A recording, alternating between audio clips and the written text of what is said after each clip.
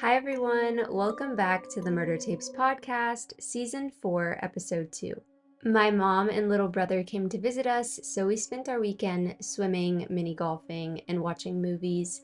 It was a nice little reset because I actually just quit the lab this week and I have never felt so relieved. I was so tired of working overnight and never getting enough sleep. So, aside from that, though, I started working on some stickers for the podcast as well, so stay tuned for those. I hope you all had a great weekend, and let's get into today's case. Today we'll be talking about the Daryl Keith Holton case, and I actually found out about this case through some old newspaper articles. In a shocking confession, Daryl, a Gulf veteran, revealed that he lined up his 4 children, 4-year-old Kayla Marie Holton, 6-year-old Eric Holton, 10-year-old Brent Holton, and 12-year-old Stephen Edward Holton at his uncle's auto repair garage and shot them with an SKS assault rifle 2 at a time on November 30th, 1997. Kayla Marie Holton was not his biological daughter, but he considered her his child, and the day goes as follows. He picked up his children from his ex-wife Crystal at a Walmart in Murfreesboro and noted that she appeared well-dressed and happy, which upset him. He described how his children joyfully hugged him, especially Kayla, who clung to him tightly. Despite their enthusiasm, Daryl never reconsidered his deadly intentions towards them. Afterward, he took his children to dinner at McDonald's and then to an amusement park or arcade, all while acting normal to avoid raising any suspicions. At his uncle's garage, he showed them various motors and tools, telling police that he played along during this time to keep their spirits high, saying, quote, "We just told each other we missed each other." Around 7 o'clock or 7:30 p.m., Daryl left Eric and Kayla playing in one area of the garage, while he led Stephen and Brent to a back area where he had hidden the SKS rifle. He told his older sons he had something for them, instructing them to close their eyes and line up facing away from him.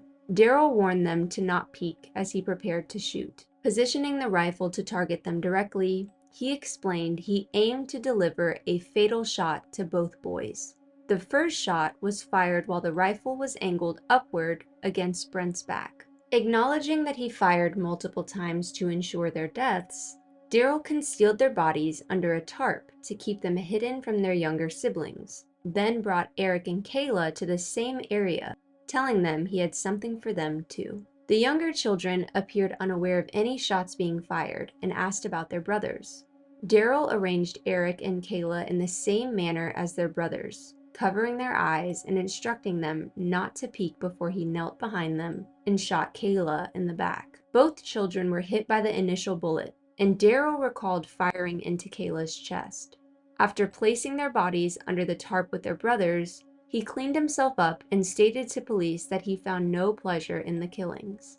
Following the murders, Daryl prepared for the next phase of his plan, to kill Crystal, her current boyfriend, and light her house on fire. He reloaded the SKS rifle, packed the weapon, and the 5 incendiary devices into his car, and surveyed the area for any potential witnesses. Monitoring a police scanner for reports of gunshots, he drove toward Murfreesboro, but soon felt he lacked the time to complete his intentions. Consequently, he returned to his uncle's garage where he struggled to face his children's bodies. Although he contemplated suicide, he ultimately decided to turn himself in to authorities.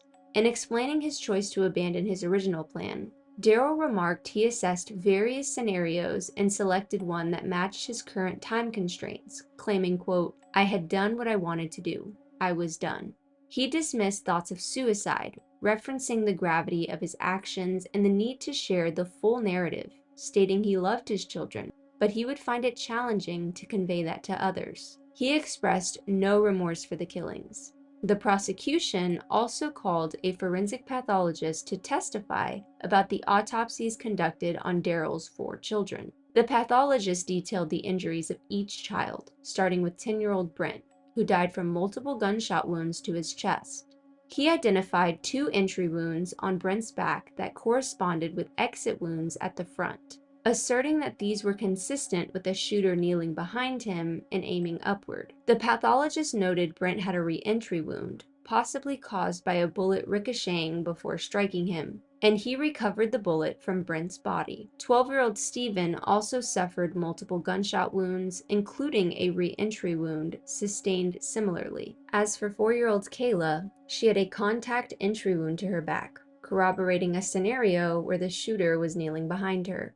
She had additional wounds to her chest consistent with a shooting while lying on her back. Lastly, 6-year-old Eric had multiple chest and abdomen wounds, with evidence that he may have been positioned in front of Kayla when shot. The pathologist concluded his findings by explaining Eric's injuries indicated he had been instructed to close his eyes during the shooting. The defendant's uncle, the owner of the garage where the murders took place, testified that the defendant had been living in the back bay of the garage for 4 months leading up to the incident. He had made a makeshift sleeping area shielded by plastic tarps and used a propane heater to keep warm.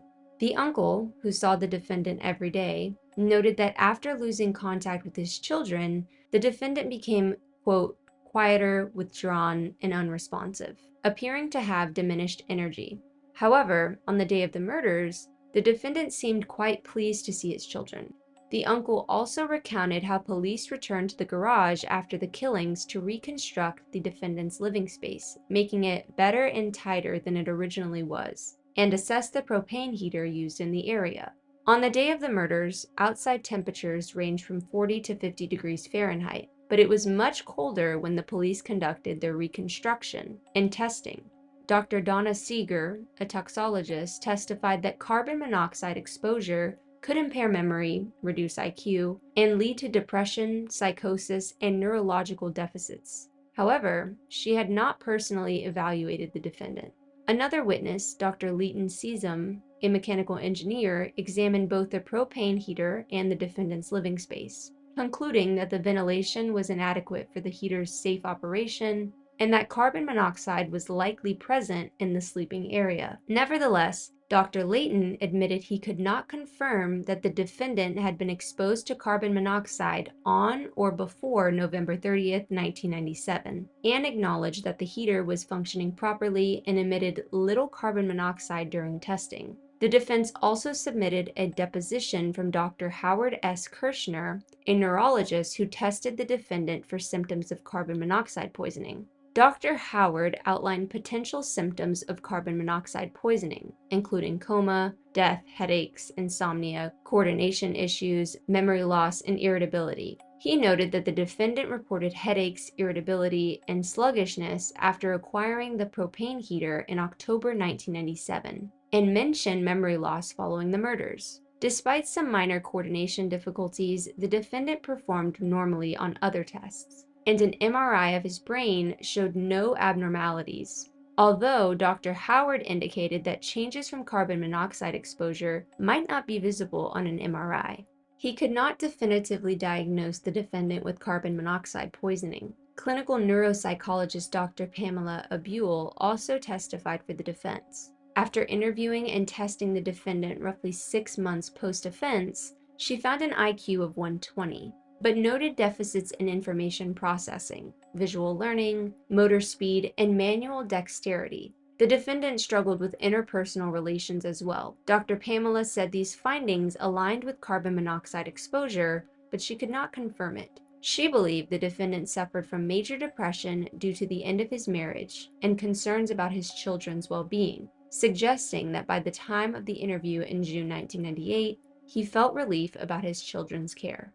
Dr. William Kenner, a psychiatrist, testified that the defendant was suffering from major depression at the time of the murders. He described how a severely depressed parent might see their life and their children's lives as worthless, leading them to commit filicide. Dr. William emphasized that the greater a parent's love for their children, the higher the risk of such actions in severe depression. His assessment was based on evidence of the defendant's insomnia, excessive work habits, loss of interest in activities, difficulties in concentration, weight loss, avoidance of social interactions, and suicidal thoughts observed in the months before the murder. Dr. William believed the defendant's depression was worsened by possible carbon monoxide exposure, which may have increased his irritability. Still, he acknowledged that someone could be severely depressed while still understanding right from wrong, recognizing that parents who commit filicide often know it is illegal. but think that they are acting for the right reasons.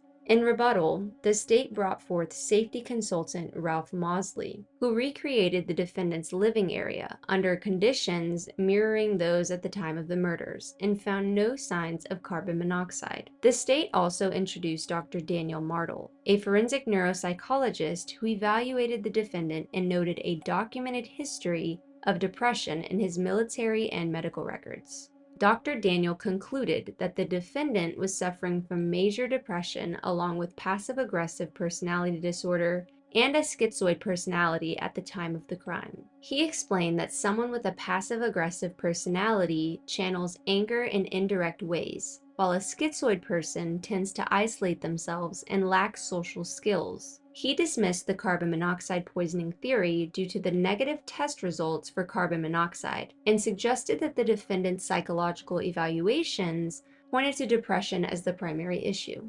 Dr. Daniel concluded that, despite his depression, the defendant understood the nature and consequences of his actions and knew that killing his children was wrong. He argued the defendant's depression did not preclude premeditation, highlighting that the defendant had considered murder for 2 years, had planned the act meticulously, targeted vital areas for certain death, concealed the bodies and weapon, and cleaned himself after the crime. He also ultimately surrendered to law enforcement, indicating an acknowledgement of wrongdoing. In response to claims from Dr. William that the defendant was acting out of love for his children, Dr. Daniel pointed out the defendant had also planned to shoot Kayla, who was not related to him, and to firebomb Crystal's home. Ultimately, Dr. Daniel concluded that the defendant was filled with anger and committed the murders to inflict pain on his ex-wife Crystal and her new partner. He maintained that the defendant was capable of distinguishing right from wrong and recognizing the immorality of his actions. Based on this evidence, the jury convicted the defendant of all 4 counts of first-degree premeditated murder. The jury ultimately imposed a death sentence for each offense committed by Daryl. Daryl and his ex-wife Crystal Holton got married in 1984 while he was serving in the Army and stationed in Germany. During this deployment, they welcomed 2 sons. Afterward, Daryl spent some time stationed in Georgia before volunteering for service in Saudi Arabia, while his family stayed in the United States, where their 3rd son was born. Shortly after, Daryl's paychecks began to be misdirected, leading to significant financial struggles for his wife. She left their children unsupervised overnight while she was at a dance hall, resulting in police and child services being called upon her return. Though she retained custody of the children, she voluntarily placed them in the care of Daryl's father in Tennessee and moved in with a friend in Georgia. Upon discovering these issues, Daryl took an emergency leave from his military duties, but was unable to mend the deteriorating marriage, ultimately returning to the Middle East and leaving his children with their grandfather. Their mother lived briefly in Indiana before moving to South Carolina. In 1992, after returning to Georgia, Daryl divorced his wife on the grounds of desertion and gained custody of the children. He was honorably discharged from the Army and relocated to Tennessee, where he arranged for the children to visit their mother in South Carolina 2 or 3 times a month. In 1993, Daryl's ex-wife, Crystal, gave birth to Kayla, the result of a one-night stand with another man. Daryl accepted her as his own and suggested she take his last name. The couple attempted to reunite and live together as a family for roughly 2 years without remarrying. However, Crystal struggled with heavy drinking, which led to violent altercations between them. Eventually, she left, taking the children to a shelter before moving into public housing in Murfreesboro. When Daryl discovered their whereabouts, he started visiting the children daily.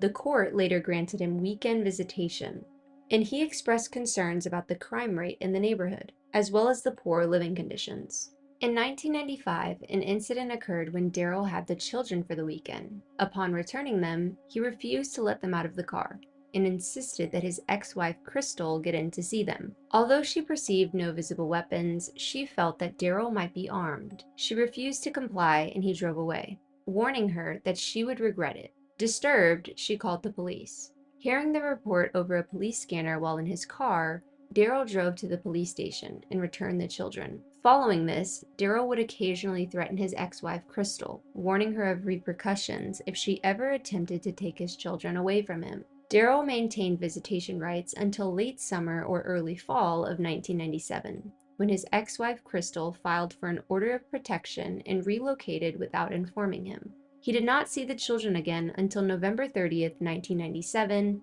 the day he murdered them. At that point, their mother was living with a man who had a young daughter. On Thanksgiving Day, Daryl's ex-wife contacted him, saying the children missed him and wanted to see him. They arranged for him to pick them up on Sunday, November 30th, and he was to return them by 9:30 p.m. That day, the children seemed eager for their visit, with Brent giving Daryl a drawing that said, quote, "From Brent and Kayla, I love you, Daddy." When they met at 3 p.m. at Walmart, the children rushed to Daryl and hugged him. Although he embraced them back, their mother felt he seemed emotionally distant. After leaving the children with him, she never saw them alive again. At around 9:44 p.m. that same night, Daryl walked into the Shelbyville Police Department and told the dispatcher he wanted to report a homicide ×4. The dispatcher later testified that he appeared calm and emotionless. She instructed him to wait in the lobby and called for officers to assist. An officer testified that he was entering the police station when he heard the dispatcher requesting assistance. Upon approach, Daryl provided his name, address, and birth date, reiterating that he wanted to report 4 homicides. When the officer asked how he knew about the homicides, Daryl admitted that he had killed his 4 children. He then voluntarily turned around to allow the officer to handcuff him, while explaining that he had committed the murders because his ex-wife and the Department of Human Services had denied him visitation for several months. Police discovered 5 incendiary devices resembling Molotov cocktails that were prepared by Daryl, who intended to return to Murfreesboro after killing his children. His plan included the murder of his children and intended violence against his ex-wife Crystal and her current boyfriend, as well as firebombing his ex-wife's house. To carry out the firebombing, he constructed the incendiary devices and located his ex-wife's new address using a phone book, street maps, and information from his caller ID. Daryl expressed his willingness to face execution for his crime. Daryl's case has sparked legal debates between the state attorney general's office and a state agency tasked with ensuring death row inmates receive adequate legal representation. On May 15th, Daryl submitted his own response to the Attorney General's request for a new execution date, stating that he does not oppose the state's motion to reset an execution date, as noted in a recent Supreme Court order. This statement prompted various legal filings from attorneys who advocate for death row inmates. However, the state Supreme Court ruled against efforts to secure a federal stay of execution, which had been preceded by multiple attempts in state courts, including some in Shelbyville. Donald Dawson, the post-conviction defender, argued that Daryl should not be executed due to his lack of competency, pointing out that he has only communicated with his mother. Discussions among the justices suggested that some inmates may be willing to accept the consequences of their actions. Daryl divorced his wife Crystal in 1993 after she became pregnant by another man, and their attempts at reconciliation failed. Believing that his children's lives would be ruined in a broken home, he took their lives. He initially planned to go to Rutherford County to kill their mother and himself, but realizing he wouldn't be able to explain his actions if he died, he surrendered to the police in Shelbyville. An execution date had previously been set for June 8, 2005, but it was postponed nearly a year ago by senior judge Don Harris, who oversaw Daryl's case. In their May 10th request for a new execution date, Solicitor General Michael E. Moore and Associate Deputy Attorney General Jennifer L. Smith argued that Donald's appeal was untimely and lacked Daryl's support, which they claimed also invalidated any federal relief efforts. He was one of 4 death row inmates whose executions were delayed in February when Governor Phil Bredesen instituted a 90-day moratorium on the death penalty. Phil pointed to several issues with the state's execution procedures, including a confusing mix of instructions that combined guidelines for lethal injection and the electric chair. The Department of Corrections finalized the revisions to its protocols in March, allowing the moratorium to lapse and the 4 executions to be rescheduled. On Tuesday, a group of about 80 attorneys urged the state Supreme Court to halt the electrocution, arguing that this method of execution is cruel, an unusual punishment. However, the court dismissed the petition, stating, quote, "Given the circumstances of this case and pertinent legal precedents, we choose not to exercise our supervisory authority to revoke the execution order." His cousin, Keisha Leverett, would say, quote, It all just built up and he snapped. He's always been a very quiet man and a little moody, but there was never indication of this. He was very concerned about his children. This was an interesting statement because in my eyes, if he was really concerned about his children, he shouldn't have killed them, especially when they had lots of love for him. His ex-wife would say she kept the kids away from him because he would beat her so badly, but the kids loved him. Quote, all I could be thinking about is what could possibly be going through their minds, the expressions on their face, when they realized what he was going to do. Ahead of the execution, around 40 opponents of the death penalty gathered outside Raybin Maximum Security Institution. Some seated themselves in lawn chairs, while others enjoyed coffee, a few quietly reading passages from the Bible. One man strummed an acoustic guitar and sang. Amy Staples, a member of the Tennessee Coalition to Abolish State Killing, expressed the group's stance against the death penalty, regardless of the severity of the crime. Quote, it's a terrible law and poor public policy, she stated. James Staub, whose mother Patricia was murdered in Georgia when he was 12, shared his thoughts on the initial emotional response to crime. Quote, people often react with anger, but we must learn to forgive. Supporting the death penalty means taking away someone's loved one, just as my family lost their own. Daryl Keith Holton was executed in the electric chair on September 12, 2007 at Raybin Maximum Security Institution in Nashville. At 45 years old, he became the first death row inmate to face electrocution in Tennessee since 1960, and the chair used to kill him had never been used aside from its regular voltage tests. Despite concerns from various individuals, including the chair's creator, Fred A. Luchter Jr., about the device's potential malfunction or inhumane execution process, it seems that Daryl experienced minimal pain and received a lethal dose of electricity from the initial surge of 1,750 volts, according to both Levy and media witnesses present at the execution on Wednesday.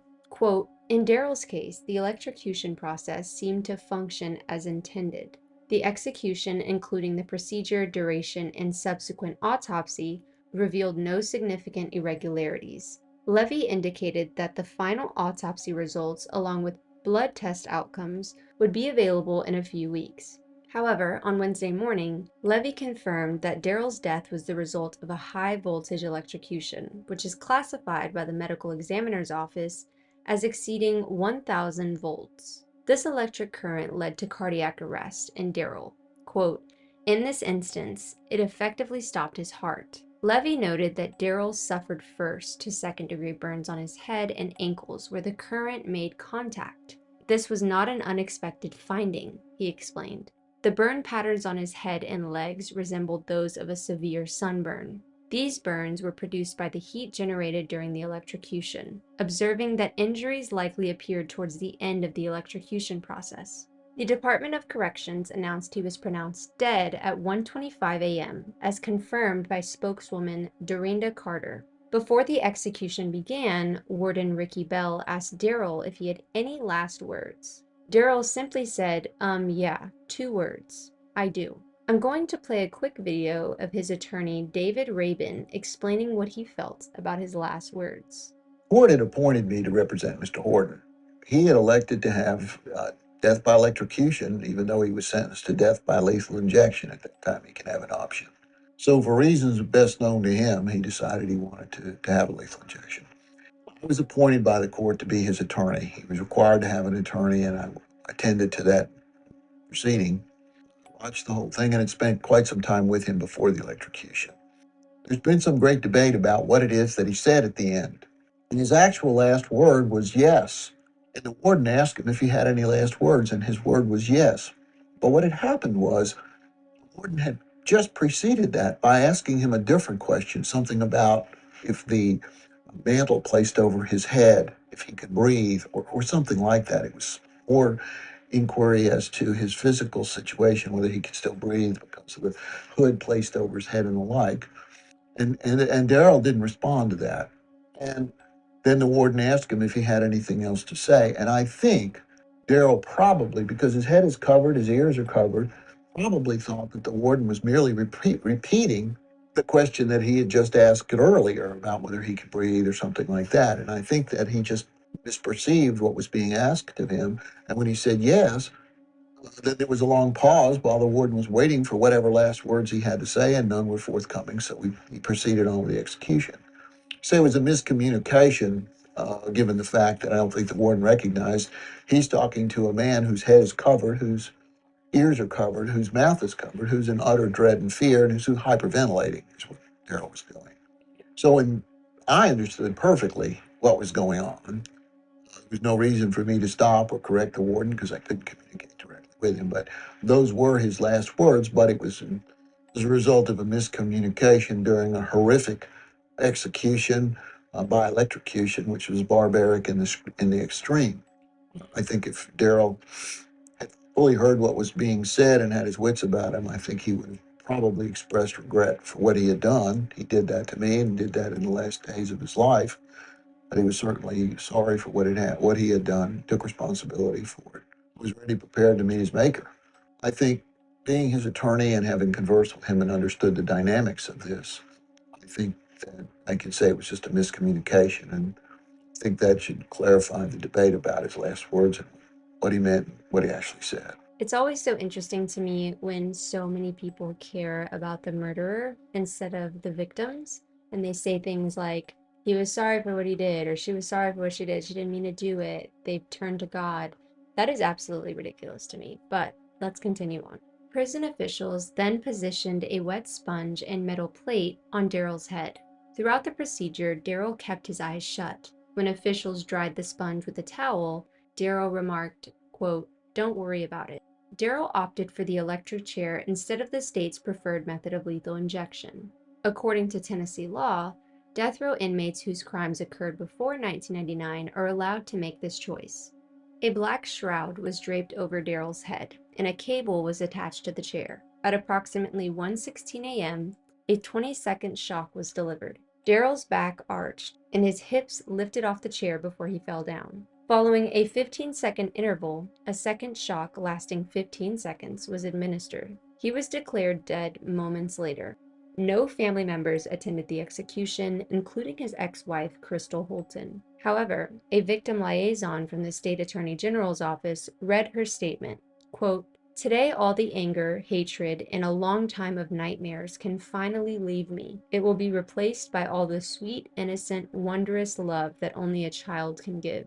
And I am blessed that I have and always will have that love times 4. Crystal Holton also expressed her sorrow for her much-loved ex-mother-in-law, stating, quote, "Marie has not only had to deal with the death of 4 grandchildren, but is now dealing with the death of her own son. You are in my thoughts and prayers. You will always be a mother figure for me. I still love you and miss you very much." Verna Wyatt, a victim rights advocate, expressed her preference for lethal injection, stating, quote, "I think it's incredibly sad that we have to have the death penalty, but Daryl Holton murdered 4 little kids. And the law is that if you step over the line of human decency, the death penalty is an option, and he certainly fits that criteria." This case was so hard to read about because all I could picture was innocent children excited to see and hang out with their father. I don't know how anyone could cause such harm to someone that they made. I feel so bad for all of the family involved, and I hope that they are able to feel that they got some sense of justice. As always, all evidence will be linked in the show notes. Feel free to follow us on Instagram at Murder Tapes Podcast or my personal at Annalisa. Thank you so much for listening, and I hope to see you on the next one.